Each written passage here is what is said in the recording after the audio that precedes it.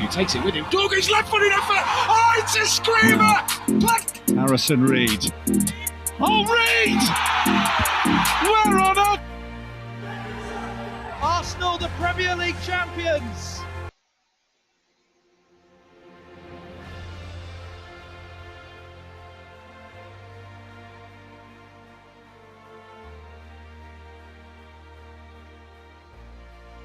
Hello everyone, welcome back to Durbanites FPL season 25-26. It has been over for about a month. Everyone's been busy with the World Cup, but now it's time for us to have a look at the stats review for the biggest Premier League season for Durbanites FPL as we start the preparation for season 26-27. So as usual, let's start looking at the awards. Starting with these categories, so looking at the defensive team in midfield maestros, the super strikers, our most transfer happy manager, the money makers and the money losers, and of course the biggest loser in terms of point shelf. Looking at defensive demons, Suwad comes in with the most this year, 868 points. Definitely something that led her to being the champion of Durbanites FPL, but very, very closely beating our perennial defensive demon, Squish, by just 5 points this year. On the other side, Umer not doing too well with the back end, only 557 points this season. Going into midfield maestros, Mobs and Umer tying here, 863, the first time we've had a tie in this category. Again, fantastic points coming from that midfield, buoyed by a lot of good decisions in terms of playing guys like Antoine Semenyo. Good captaincy decisions, sticking with Casemiro through his best times as well. And on the flip side, Umer on one of his second teams, just 465 as well. On the striking points, Hassan Ahmed going all out, 800 points just from his strikers this season. One of the best forward displays that we've seen, beating out Azra, who is generally our best striker, or manager of strikers within the league. And on the other side, Squish, definitely focusing a lot on defense and not much on strikers, just 220 points. In terms of transfers, Mobs this year felt the need for change. 53 transfers over 38 game weeks, and that has cost quite a bit. And Umer not making any transfers and still managing to get pretty far in the cup as well. For myself, at least one trophy I can take away is making the most money. So 2.8 million gained over the course of the season. Combination of transfers at the right times and picking up players before they became hit form. Looking at the moneymakers, Mac losing the most here. So 4.4 million lost from the start of 100 million. Mainly by not making the transfers and losing a lot of money on players falling out of form. And in terms of losing points, no surprises here. Looking at Mohamed Sadiq, Mohamed Amin, looking at Azra, Zai, and Umer, all of them losing 0 points by virtue of not making any unscheduled transfers. So fantastic. And then looking at Mobs, again 128 points lost. Would have got him further up the table, but also is what he needed in order to make up the difference between him and the pack ahead of him. So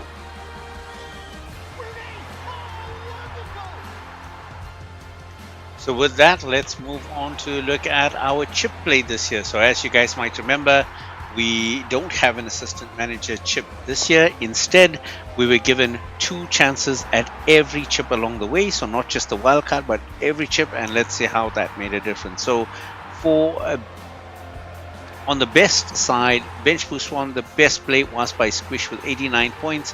Bench Boost 2 was Zai with 101 points on that day, which is really, really impressive for Bench Boost. Fatigo had the best free hit at 91 points. MSK, the best free hit too at 125. So look at the Centurions pulling up there. Zax doing the best wildcard at 107, which was quite fantastic. And MSK only 60 points for wildcard 2. It's a very tricky one to play, definitely in the season.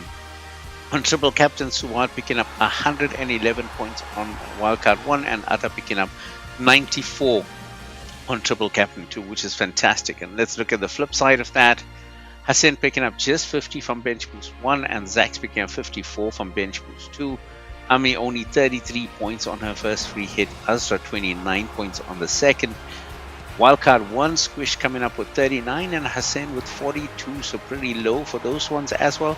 And the triple captain failures, Ansu with 20 only on triple captain 1 and Hassan with just 30 on triple captain 2.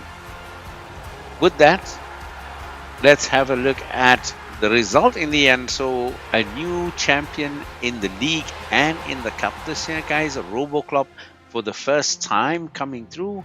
And as usual, we're now going to cut through and have a interview live with the champion. So let's get ready and let's give a hand for RoboClop Suad.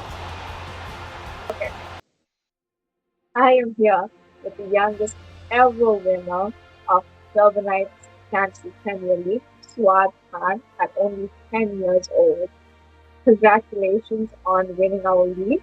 First things first, on a scale of 1 to 10, how excited were you when you found out you won? I would say 10. And did you know a lot about the game before you played this one? No, I didn't know a lot. But did you enjoy checking your score every week to see how well you're doing? I did, and I was surprised of how high I was compared to the other players.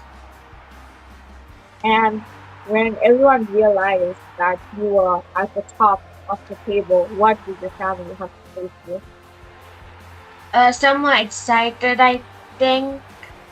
And my siblings, Azra, she wanted to catch up with me, I think. And I think Atta also. So you've beaten a lot of adults now. Has anyone asked you for help yet to set their team next season? No, nobody asked me for help, but if they did, I would help them, but I won't tell them which players to put down. So I won't help them too much. And who would you say helped you this season? My dad. And so he helped you though. You were the boss. He was just your assistant manager. Yeah. And if you could pick a couple of players from any leagues and any countries from all time to be in your team every week, who would you pick? I pick Neymar even if he is retired because he was a good player, so if he wasn't retired, then I would pick him. And I'll pick Lamine Yamal, even though he didn't score yet, but I think it's because he's the younger player, and he's younger than all the other players. But I feel like when he's older, he'd score more goals.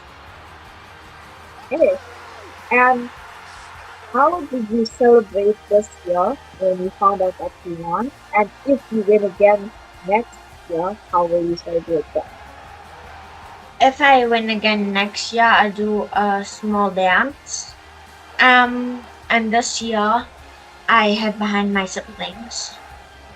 Okay, well, thank you for talking to me, and congratulations again. Can you show us your trophies, your hard-earned trophies? Yeah. So I got this one. Amazing. The big one for winning the league. Congratulations. And I got the money cup. The winning cup for winning the cup. Yeah. So with that, it's time to call it a wrap on season 25-26, guys. Thank you for playing. Really appreciate the time and effort it took to make this the biggest Durbanites FPL season we have. Hopefully you guys will return on season 26-27, which is kicking off closer to the 11th of August. So we're just 4 weeks away. Don't forget, we'll start releasing videos talking about transfers, potential lineups, if there are any changes to chip play for the next season coming up, or indeed changes to point scoring similar to DEFCON that was introduced this season. So stay aware, don't forget to like, subscribe, drop in some congratulatory notes for Suad, and let's catch up as we start off season 26-27. So long for now.